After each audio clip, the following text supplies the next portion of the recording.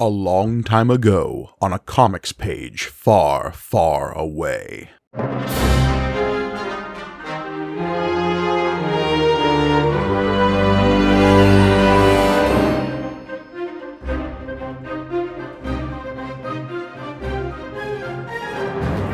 Greetings and welcome to May the Panel Be With You, the Star Wars comic book show brought to you by the Punch Up Entertainment Network. I'm your humble host, Mike Gargoni, and joining me, as always, the Wumpa to my Tauntaun, it's John Campbell.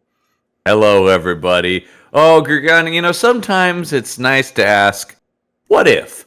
Only not. No. Different company when this was published. You can't say that. Well, except now I can because it's the same company. Shit, you're right. You got me.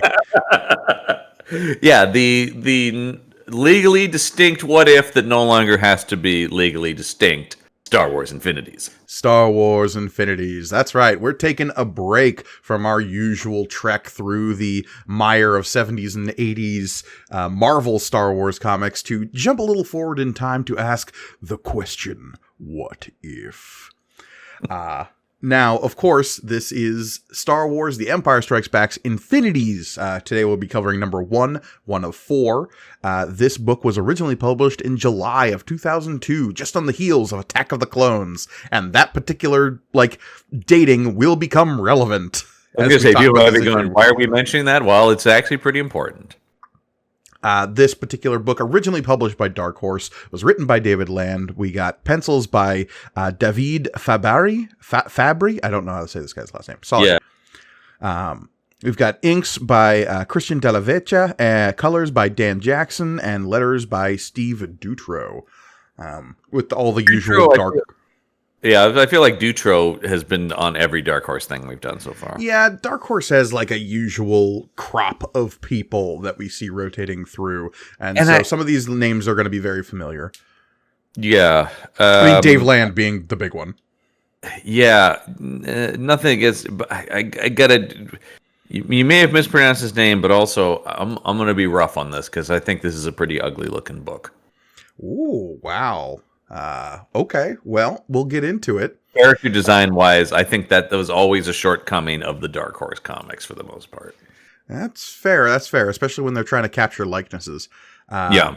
But, this is, of course, the Star Wars book that dares to ask the question, what if Luke Skywalker died? We'll get into it in the first couple of pages of this book, but the basic premise of these Infinities books is a lot like the Marvel What If books, where they change some small detail and then spiral out a conceptual story from there. Obviously, the original Star Wars A New Hope Infinities that we covered asked the question, what if Luke Skywalker failed to blow up the Death Star?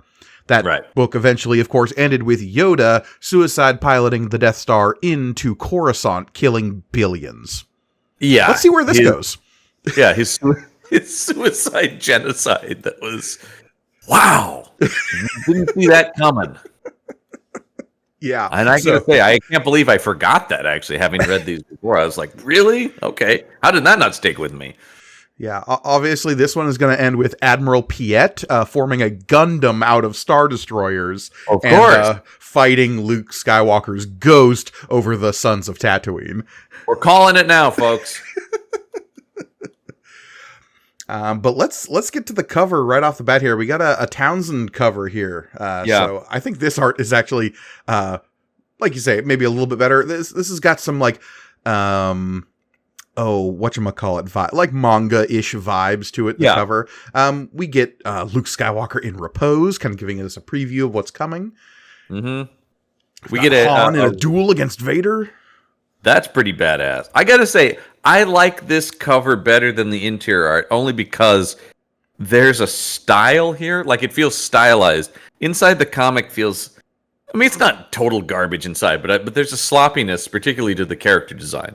Whereas here it feels like everything, these aren't, photo likenesses, but they are all part of a very distinct style. Sure. I'm getting some Joe Mad from this. I'm getting some, what is his name? Warren. Oh my God, I'm blanking on his first name. Anyway, Adam Warren. Yeah. But I mean, like, look at the shape of Vader's helmet that's like elongated and kind of stretched back. Everything sort of has this caricature quality to it. Mm-hmm. That The giant captures eyes like a on Leia. character essence and stuff. That Yeah. That big honking nose on Obi-Wan that definitely was not Alec Guinness's nose. But anyway, let's get into the book there, and we can start. You can start your art critique corner, John. It's a general note about just I think this guy's face drawing skills are a little weak in particular. Well, all right. First off, we've got our Infinities. Here's a question. We've got this Infinities logo here at the bottom of our credits page. Infinities. The world of endless Star Wars possibilities. Why hasn't Marvel dipped back into this well? Like, it seems like the only thing I've seen that's even come close to this has been Lego Star Wars, kind of dancing into this realm of Star Wars what-ifs. Obviously, now they can literally do what-ifs, and they just did a what-if Alien comic. Yeah, a literal branded what-if. So it is interesting that just they haven't tapped into this. They've been really dogged about fitting the comics into continuity. I mean, I think the closest they've done, not what if, but they've done the was it Star Wars Visions, which is alternate takes on the universe, but they're not literally this where it's like we're gonna treat it as canon, but what if it took this turn? Yeah. Now, if they eventually do get into this kind of, because I mean, look, eventually they're gonna run out of railway to follow the tracks of in terms of intermediate periods between movies, and we're already kind of there, honestly. I mean, we're at the Battle of Jakku right now as we're recording this in the comics. So right, so. Do they just straight up call it Star Wars What If, or do they revive the Infinities kind of branding? I mean, I gotta say, logo alone, it's a pretty cool logo. It's a pretty cool logo. Yeah, just if you're watching us on YouTube, you can see it on the bottom of the page here, the world of endless Star Wars possibilities with this fractal jagged pattern around the word Infinities. I mean, obviously, and just looking at that, and then right above it, I'm looking at a Disney Lucasfilm logo. It's like, oh yeah, these go together. Let's do it. Yeah. Because I mean, right there, the obvious thing is you do the prequels, then you do the sequels, right? What totally. ifs. Yeah. Oh man, what if sequels? What if the sequels were better? I have a pitch. What if Colin Trevorrow made up? I think there might already be a script. Somebody was trying to. I'm sure it won't get off the. I'm sure Disney lawyers will stop it. But somebody was trying to do an animated version of the Trevorrow script.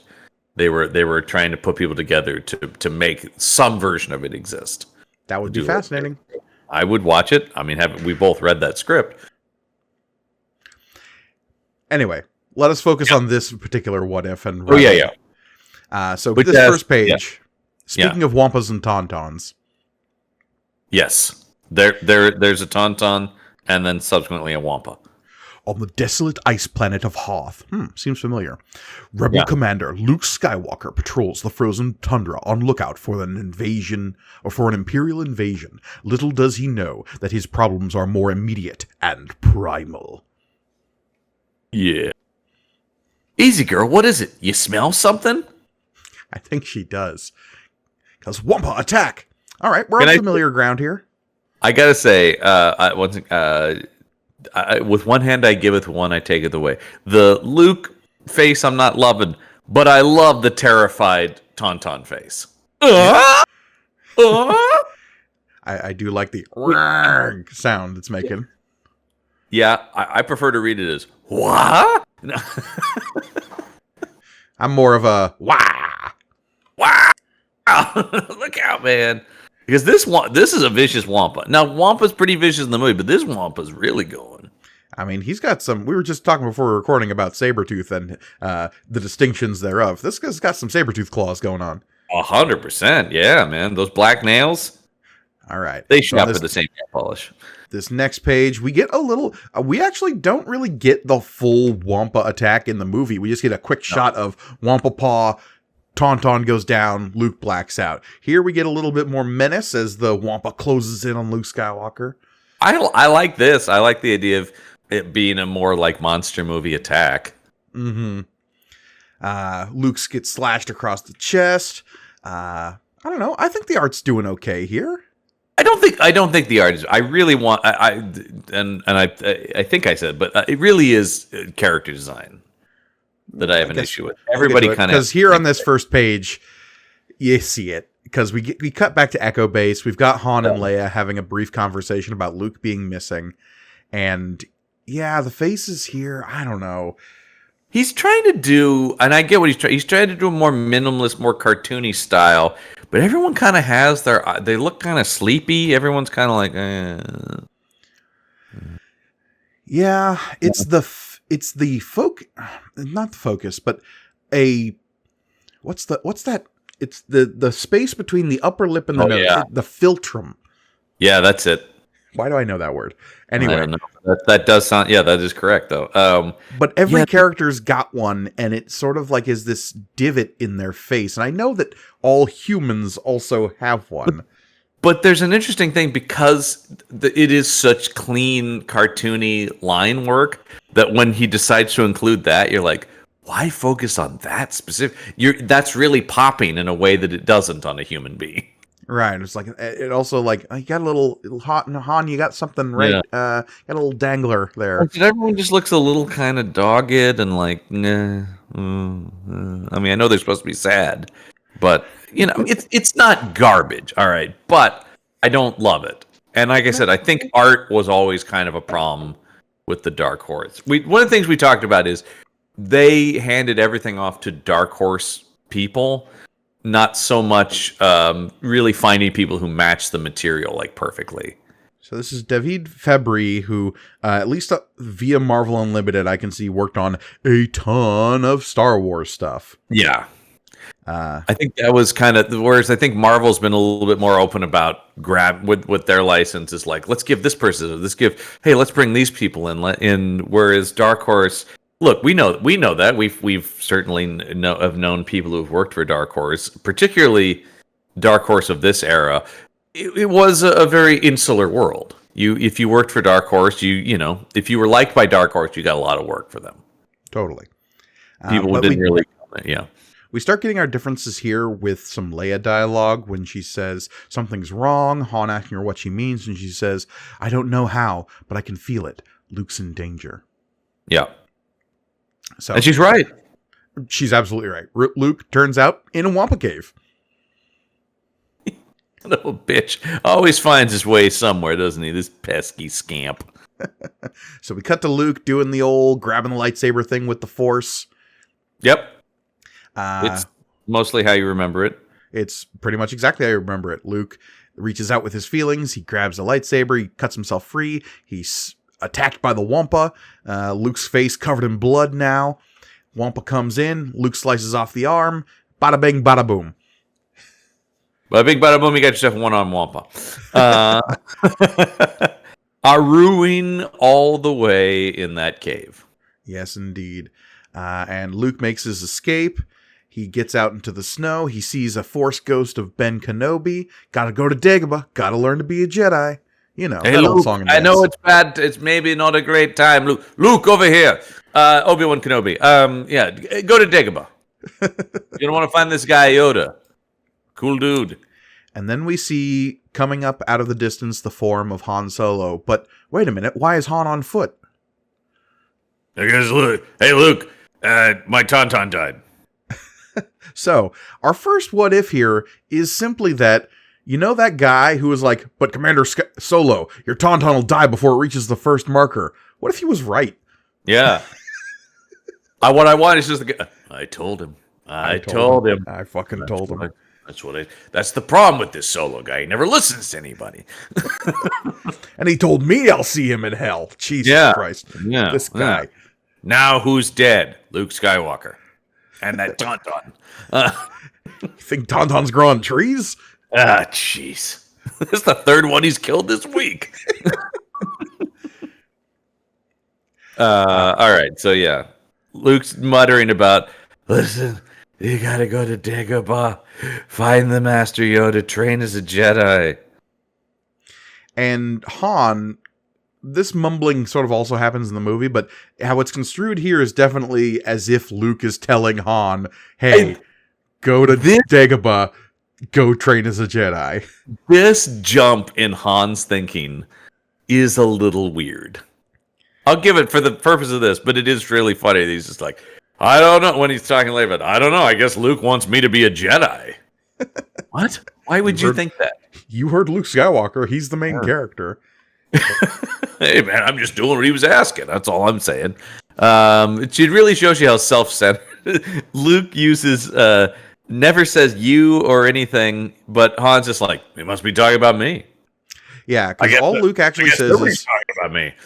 Dagobah system. Must go to Dagobah. Find Master Yoda. Train as Jedi. Ben, he told me. Bleh. Yep. The bleh might have been editorial caveat on my part. Okay, he does say you must go to Dagobah. No, he just says Dagobah system must go to Dagobah. No, when you turn the page into the full, before the bleh. Oh, you must go to Dagobah. But it's separated, right? You must go to Dagobah. And then bleh. Yeah, Han must go to Dagobah, but maybe not to train as a Jedi himself. Yeah. And Han's like, oh, I guess I gotta be a Jedi then. Oh well. Yeah, anyway, so we've spent the first 8 pages of this book before we get to the central twist. Yeah. What do you think about that? As opposed to the first Infinities where we hit the ground running and it was like Luke's blast goes into the Death Star and it misses. Yeah, I think that's the better way to do it. I will say I was reading this yesterday and going like, okay. We get it. Yeah, because we all know, like, if you had the book could have started with Luke wandering, having survived the Wampa attack. They just wanted to draw the Wampa fight. I mean, that's fine in terms of action, but it does seem like the New Hope one started with, hey, you all know what got us to this point. This one could have been like that too, where it's like, hey man, we could just show you right here Luke wandering away from the Wampa cave and we would have remembered what happened. Yeah, I mean, I always go to, in terms of like the epitome of comic book, like expedient storytelling, is the start of All-Star Superman. All-Star Superman. Yeah. It's just Perfection. like four panels. We get it. We're up to speed. Doom Planet, Desperate Scientists, Last Hope, Kindly Farmers, Superman. Yep. Grant Morrison dispensed the origin in like 5 panels, yeah.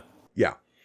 And the fact that this book had to take 7 pages to just be like, remember the start of Empire Strikes Back? Huh? Right? You guys remember that? Pretty cool movie from a while ago. At least this first issue has some pacing issues, whereas like the first What If was just like hit the ground running. Okay, we're already in new territory as of the second page. Yeah, I was gonna say I remember particularly liking this one, but this first issue doesn't really get to the crazy fun stuff that this eventually becomes. Yeah. Admittedly, okay, I will say, going back, I've got my omnibus in hand right here, flipping through. We cover the first event, the events of A New Hope, basically in the first 3 pages. And we get to Luke missing his shot on the 4th page. Okay, well that's still twice the time it takes, or that's half the time it takes to get there in this. So yeah. So anyway, we cut to the next morning. We got this speeders flying overhead. Rogues have come in, and Commander Skywalker is dead.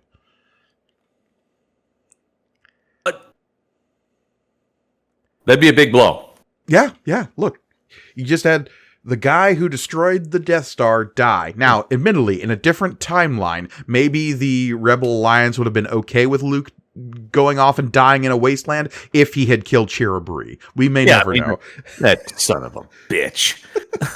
Good. He got what was coming to him. That's for Chirrubri, you bastard. Yeah. Yeah, Luke is dead, though. It's bad news. I thought he was going to be a New Hope. As far as, twists on a Star Wars story, Luke Skywalker dying is a pretty big one and a good one, in my opinion. Totally. I mean, I think, yeah, in some ways, maybe better than the last one, because it really is just like, well, shit, where do you go from here? That guy was the whole story. Yeah, exactly.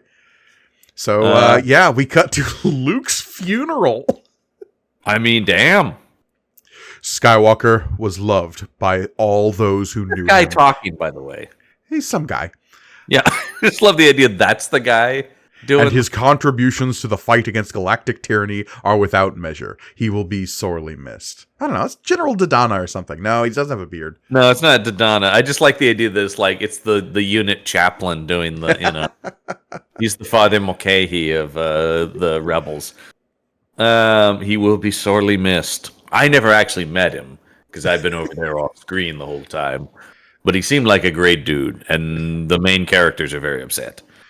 Remember that time we were all on Yavin and it didn't explode because of Luke Skywalker? God, what a guy. That's it, man. And Han is cozy enough to Leia. He's comforting her there. It's also very cold. Yeah. He's apologizing, saying he did everything he could between his wounds and the cold. If only he'd found him sooner. I was really glad when she said it's not your fault, Han, because I would have hated if she'd been like, that's right, you killed him.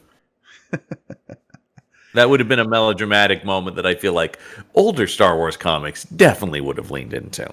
Yeah. So Leia, tears in her eyes, like, but he said something to you before he died. What was it? Okay. Han's face looks like total garbage here. Yeah, I'm not quite sure what's going on with the lines on his face. His eyeballs are kind of like froggy. I don't know how else to describe them. I think there's an inconsistency in as I'm looking at this again, because like Leia, he's drawing her once again. I don't mind it being more cartoony. Like with Leia looks fine on the panel on the second in the middle panel there, but then when you go to Han's face, you're like, what? What? John, are you just mad because this person can't nail a Harrison Ford or even a Harrison Ford caricature? That's a firm way to piss me off. Do not misrepresent Harrison Ford. And so but this did make me laugh. Where he's just like, Leia, I gotta go to Dagobah and find Yoda and become a Jedi, and she's just like, really? Like, you? Yeah, he's like, hey, I don't, and then Han just being like, I don't get it either, but that's what the kid wanted. The common refrain of this issue is going to be like, really, Han? You? Yeah, that is funny. And I just love the idea that Han's not even into it. He's just like, look, my dying friend told me that, and I guess I got to do it. The idea of like, I guess I'll be a Jedi is very funny to me. I'm okay. Those were his dying words. What do you want from me? Yeah, look, I feel I've got some loyalty to this kid. I got to be. Oh, no time to there. Here comes the Empire. Yeah. What's this? Vroom, we got TIE fighters overhead. I got to say, I question whoever's on radar because those TIE fighters are right on them. Well, we get a dropped line in the next page that's like, wow, we had some TIE fighters slip in under their shields. So, I don't know, they were flying low against the ground. Bad shields. Well, I mean, they're not only right, they're right on, they are flying low because they're right ahead. Yeah. And yeah, they start lighting up the place. Han runs inside. Everyone went to Luke's funeral, John. Don't be insensitive. Hey, were you supposed to be on radar? Oh, shit. But man, look, it'll keep for a minute. Luke died. Can we just not respect the dead for a second? John Ratzenberger was in there going, uh-oh. That's right. He was in the command post, wasn't he? Hey, he's back there, yeah. But I was over at Cheers getting a bar with Norm. All right, so everyone's running, everyone's fighting. Chewie, fire it up. Chewie with his goggles. Famous Hoth goggle Chewie. Yeah, he's welding. I do like, we'll put it back on. So we figured out that the Empire's coming. We got to get out of here. If they hit the power generator, we're finished. We're back to this. We're kind of like veering still onto script here. Yeah, I mean, we're it's like, okay, Luke's dead, but we're still gonna have some version of the Battle of Hoth. But of course, being a Star Wars fan, you're like, oh, but it was Luke who figured out how to bring the walkers down. So what's gonna happen? Yeah, what's gonna happen is a 2-page spread. Which I will move this button so that our YouTube viewers can see the whole thing. There we go. Pretty epic. I mean, I will say that this is where I would have more. This artist is totally fine at doing the space battles, the vehicles, and stuff like that. It really is the human expressions that seem to be, which is tough, So Anyway, yeah, you're right. Luke was the one to figure out how to bring down the walkers. So when Wedge is saying keep things tight, and then he gets exploded and Wedge dies. Luke dies, Wedge died. It's a whole domino effect, right? Terrible. And we have now. I'm sorry. Is this is it General Veers that's on the planet? General Veers is leading the ground assault. Yeah. Yeah. Played by Julian Glover, who has the rare distinction of being a Star Wars villain, a Bond villain, and an Indiana Jones villain. Wow, good for him. I know, yeah, the British bad guy trifecta. And then, as all older British actors eventually do, found his way to Game of Thrones because you had to. That employed the entire country for a few years. That show was the best. When somebody talking about that and Downton Abbey being on at the same time was the best thing that ever happened to British character actors. Both shows needed 1 million people. So yeah, Battle of Hoth not going great for the rebels. Certainly rebels. not. For rebels. What was I saying? The rebels. Not that it went great in the original iteration. No. They still had. But anyway, they're going to target the power generator. Oh, shit. Yeah, so we're back in the command post.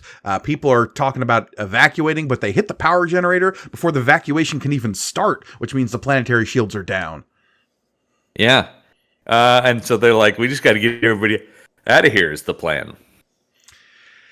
Yeah, but at what cost? Everyone's running. They're gonna. Yeah, because I like that they're like, well, wait, if we send this exchange between Leia and this rebel general or whatever rank he is, being like, hey, what about those Star Destroyers up there? They're like, oh, we just gotta hope they get through them. Yeah, a lot of people are gonna die. Yep. Meanwhile, Han, his face changing every panel, leaps in to grab Leia and get out of here. More so than the designs themselves would be consistency on the faces as another big problem. Yeah, I think the inset panel here is fine. It's this central panel where, his face just changes shape. Yeah, I don't know. Yeah, it's very strange. But he's like, Leia, we're going now. There's no time here. Of course, cowardly 3PO running, going, wait for me. And as properly shown, unlike some of the stuff we've seen from 70s and 80s comics, not running. Because 3PO running makes no sense. Vader trekking through here. The stormtroopers opening fire, but the Falcon escaping. Classic. Then we're up in space, and what's this? Rebel transports being blown out of the sky. Oh, looks like they got one of the transports, Chewie. Exactly. And Leia's like, that's what I said. No. So it's bad news all the way down for the Rebel Alliance. It absolutely is. But hey, we just got to get out of here. Han, do something. And he does something. He does that maneuver, which he, in the movie, saves until after they're out of the asteroid field.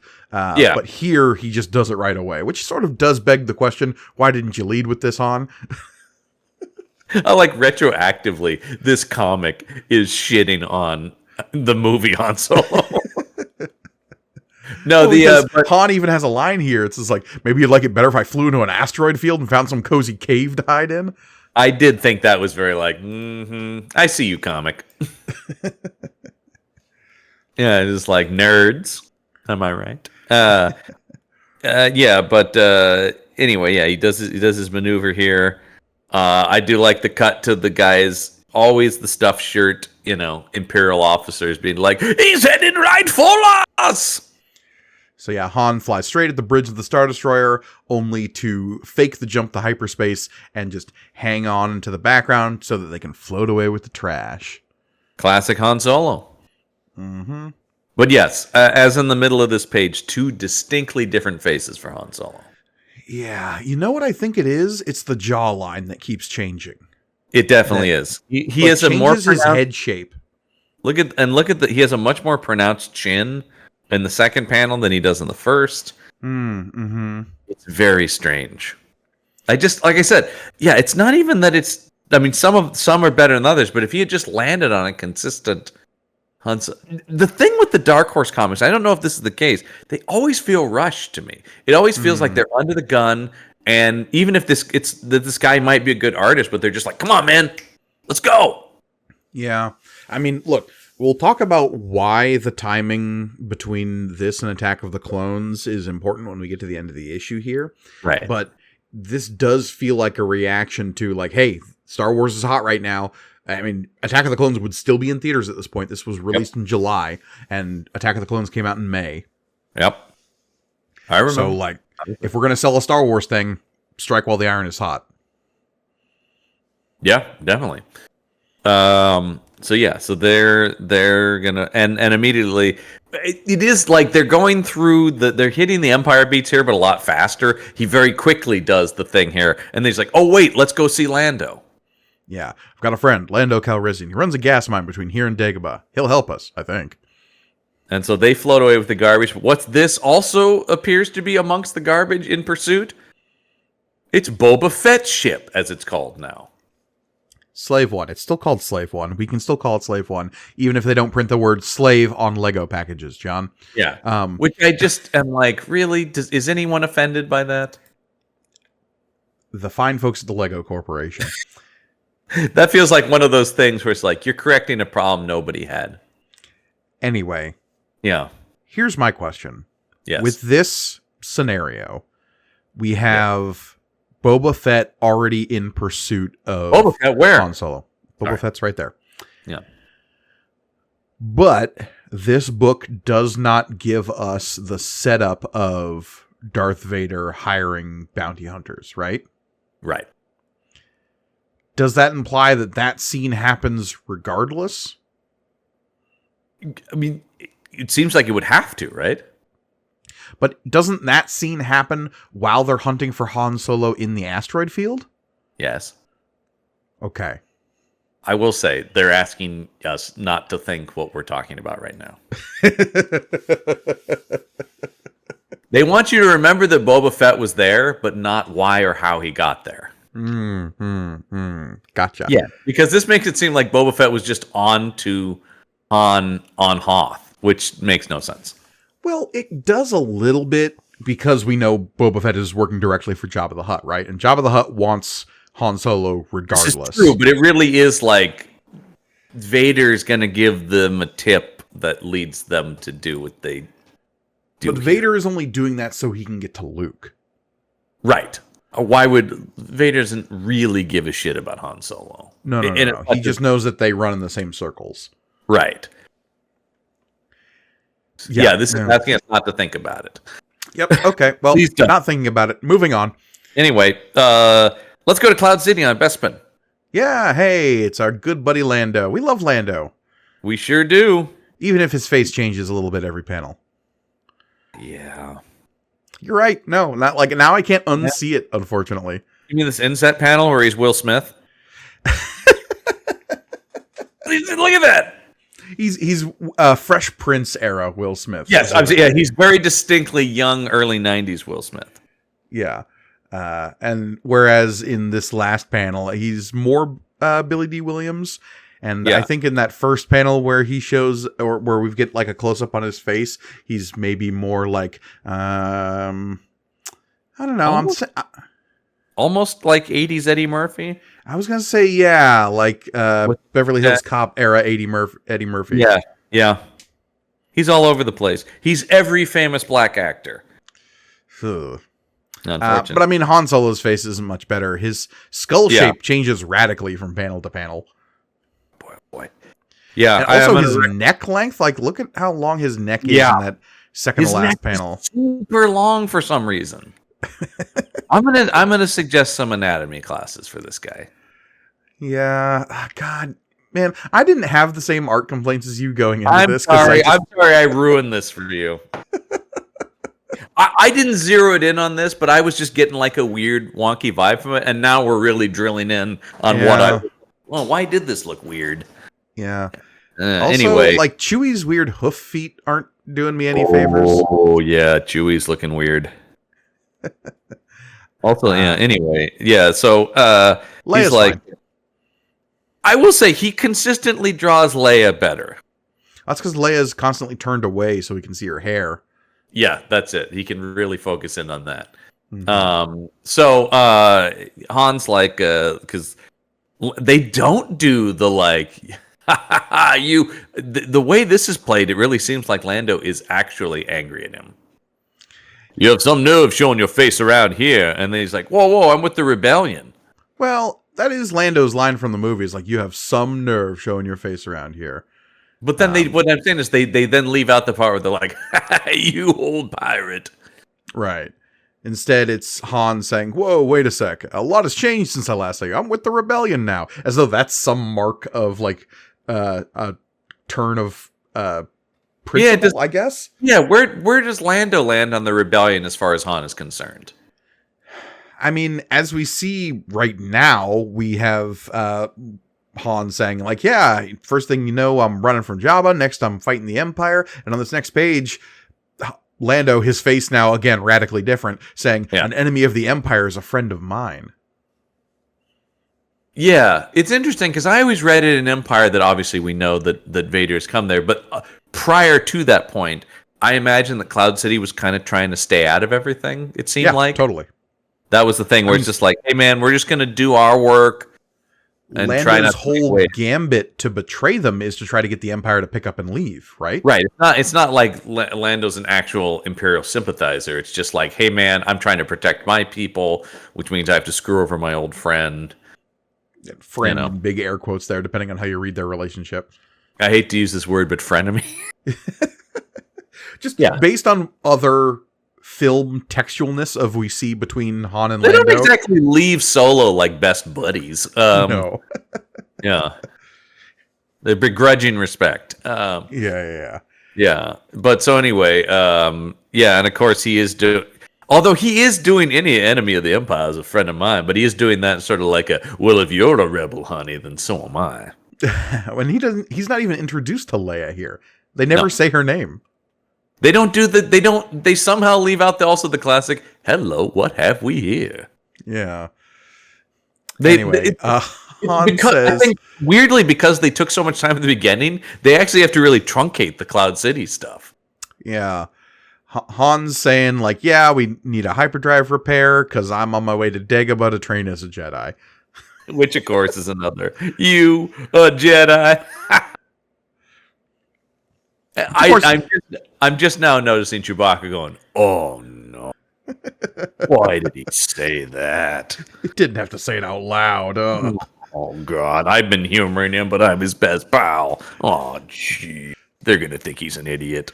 But then we have Leia snapping at Lando saying, this isn't funny. Luke died giving Han that information. Yeah. Leia, darling. Yeah. We know which way this is going to go. Yeah, I think we all know what's happening here. Anyway, and then we turn the page and Lando's like, hey, whoa, come on, everybody. We're just playing. He'll get his best mechanics working on the Falcon. He's going to show them to their rooms. Make yourself comfortable. Let Lobot know if you need anything. Hey, Lobot, nothing's happening, right? Oh, what's this? Somebody else has shown up. And I do like the way that this is structured, because we all think we know what's going to happen here. Mm-hmm. Because like, when we go into a dining room in Cloud City, we know who's going to be in there. We get a whoosh of the door, and then he says, what are you doing here? And you turn the page expecting to see Darth Vader, but no, it's Boba Fett. And very distinctly, it's a helmetless Boba Fett that looks a lot like an actor people may have just seen in a movie. Who got his head chopped off in that movie. Yeah, but we knew he was a clone. Yeah. So logic would dictate that Boba Fett would grow up to also look like Tamara Morrison. Which he does. Yeah, what's interesting now is actually how well this fits. Because, of course, Tamara Morrison is our Boba Fett now.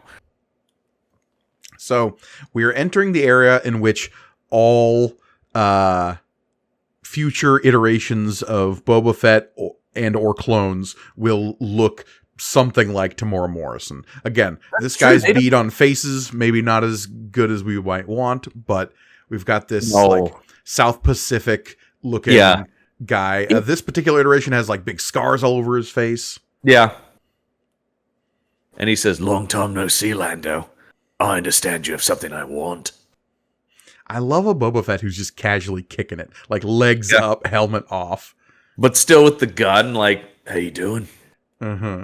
Also, how do you sit in a chair with the rocket pack? Yeah, that seems a little tough. That's just uncomfortable. I'll take this over him monologuing to a carbonite frozen Han Solo, though. That's fair. Look, Shadows of the Empire was a particular breed of Boba Fett characterization. It was a low moment for the fat man. It's just raving madly at a silent piece of furniture. Yeah. But yeah, that's the end of issue 1, ending incredibly abruptly. Yeah, like you talked about in your omnibus edition, it just keeps going. Yeah, I mean, for our YouTube viewers out there, I'll show this to the camera. I've got the omnibus here in my hand, and like the start of the next issue just picks up with Lando talking to Boba Fett. So like in the book, it's almost impossible to tell where the issue begins and ends. Well, it's really interesting. Most of the Dark Horse comics on the Marvel app don't have whatever back matter must have been in them. Sure, letters, pages, and ads and whatnot. So these just chop like when I flip the page and just goes next issue. Yeah, there's no even like caption at the bottom that says "to be continued." Yeah, no, there's nothing like that. That wasn't in the original. Like my omnibus version is a Dark Horse published one, so like this is as the book was originally. I'm not going to say intended, but published as it was. Like there's no Disney logos necessarily on my version of the book. Right. Yeah, because that's still the Dark Horse omnibus, right? Right. Yeah. No, this one was printed in 2013, so a few years before the takeover. Yeah. I think is it 20? No, it's like right around there because 2015 was when Force Awakens came out, I believe. Mm-hmm. So this might have been the last little gasp of now Dark I think Horse squeezing some Marvel, omnibus money. I think there's now a Marvel Epic collection of the Infinities, which is different. I believe that omnibus includes all the Infinities books plus the Star Wars. I want to say. Oh, that makes sense actually. Because that's another weird what if book. Yeah, sort of. That's a weird real life what if. Yeah, using the one of the early scripts of Star Wars, if not the first draft within the first couple drafts of Star Wars that Lucas wrote. Yeah. There you go, though. Things are a little different. Yeah. When it comes to Star Wars Infinity, Star Wars what ifs, if you had to pick another like what if scenario for Empire Strikes Back specifically, I think Luke dying on Hoth is a pretty strong choice, as we're maybe not quite seeing in this issue, but we'll get there. If you had to pick another like what if scenario in Empire specifically, what do you think you would go with? Ooh,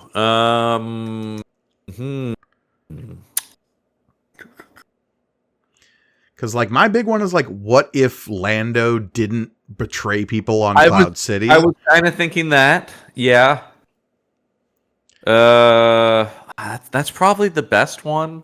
Or what if Luke doesn't leave Dagobah to go save his friends on Cloud City? That would City? be the next big one. Although that one feels like, that would have so much more implications into the next part of the story, right? Right? Yeah. I don't even know where. I mean, a big one, of course, would obviously be what if Luke took Vader's offer at the end. Yeah. And that's him to rule the galaxy as father and son. Then we get into some Force Unleashed, like alternate timeline layers. Yeah, that's total like dark edgelord bullshit, right? Like, we metal as hell. Yeah, I've done the Sith playthrough of Force Unleashed, where you take up your role as Palpatine's apprentice and then go kill Obi-Wan Kenobi. Yeah. Suddenly, the music Star Wars sounds like that. Just turns into acid rock. Luke's got the black. He's got the Tobey Maguire bad guy hair from Spider-Man 3. This is Bully Maguire. Yeah, he's Bully Skywalker. And then eventually be like, "Don't tell me what to do, Dad." Son, okay. He's having a moment. I'm told teenagers are like this sometimes. Yeah. I couldn't relate. Yeah. I was so well behaved as a teenager, you wouldn't believe. I always listened to my elders. Whatever.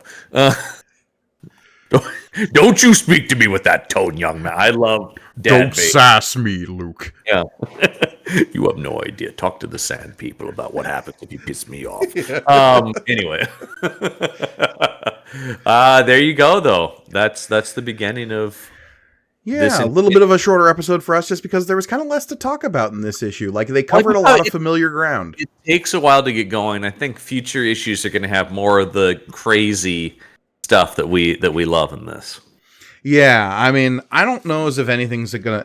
We joked at the beginning of the episode. I don't think anything's gonna top the original Infinities in terms of like just how bonkers the end of that book got. I don't know how you could get any more legit psychotic than the end of that, right? Like, I mean, so nuts.